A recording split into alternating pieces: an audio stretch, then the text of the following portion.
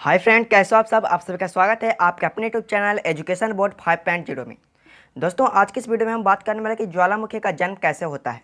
तो चलिए दोस्तों, आज की इस वीडियो को हम शुरू करते हैं। अगर हमारा वीडियो पसंद आए तो हमारे यूट्यूब चैनल एजुकेशन बोर्ड 5.0 को सब्सक्राइब करके साथ में बेल आइकन को प्रेस कर दीजिएगा, ताकि वीडियो को नोटिफिकेशन आपको समय समय पर मिलते रहे। तो चलिए दोस्तों, आज की इस वीडियो को हम शुरू करते हैं।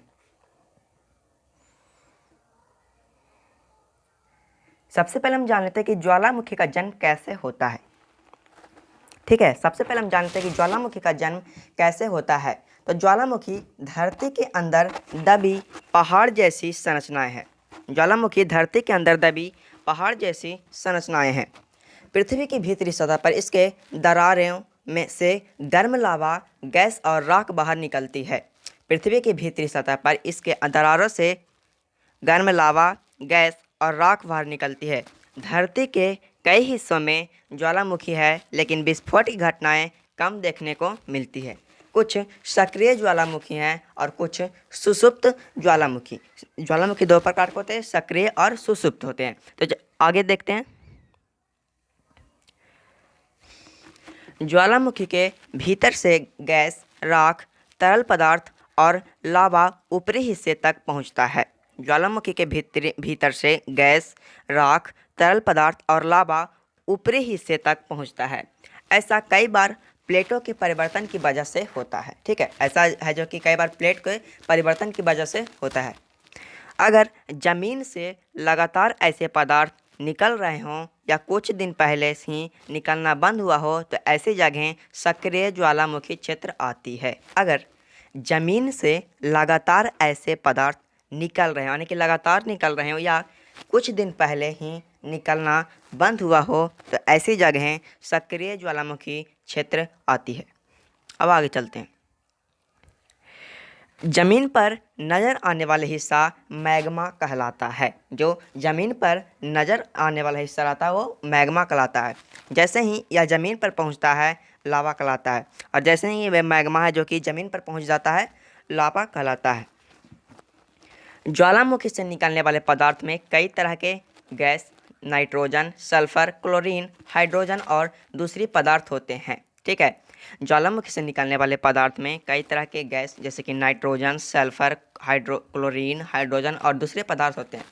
लावा तरल रूप में होता है। लावा है जो कि आपका तरल रूप में होता है। पर समझ गए ना कि ज्वालामुखी से निकलने वाले पदार्थ में gas, nitrogen, sulphur, chlorine, hydrogen और दूसरे पदार्थ होते हैं, और लावा तरल रूप में होते हैं। अब आगे चलते हैं। अब हम जानते हैं कि क्यों होती है ज्वालामुखी विस्फोट।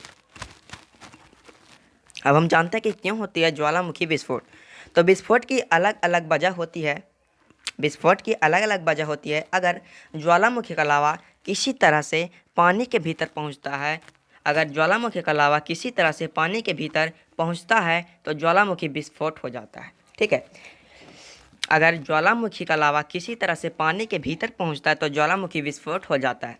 ज्वालामुखी से लावा किसी फव्वारे की तरह बाहर आता है या विस्फोटक होता है। ज्वालामुखी से लावा किसी फव्वारे की तरह बाहर आता है या विस्फोटक होता है। ज्वालामुखी में विस्फोट का दूसरा कारण मैग्मा का पिघलकर सतह पर आना है। ज्वालामुखी के दो कारण हैं। ज्वालामुखी के विस्फोट का दूसरा कारण है कि मैग्मा का पिघलकर सतह पर आना। मैग्मा तब बनता है जब पृथ्वी का मेंटल पिघलता है। मैग्मा कब बनेगा? तो जब मैग्मा तब बनता है जब पृथ्वी का मेंटल पिघलता है।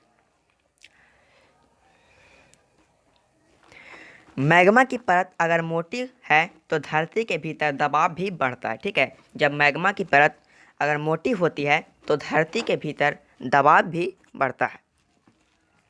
जब धरती के भीतर हिस्सा में मैग्मा का दबाव ज़्यादा बढ़ जाता है तब विस्फोट होता है। ध्यान से समझिएगा, जब धरती के भीतरी हिस्सों में मैग्मा का दबाव ज़्यादा बढ़ जाता है तब विस्फोट होता है। विस्फोट कब होता है? जब धरती के भीतरी हिस्सों में मैग्मा का दबाव ज़्यादा बढ़ जाता है तब विस्फोट होता है। यह खतरनाक और विध्वंसक होता है।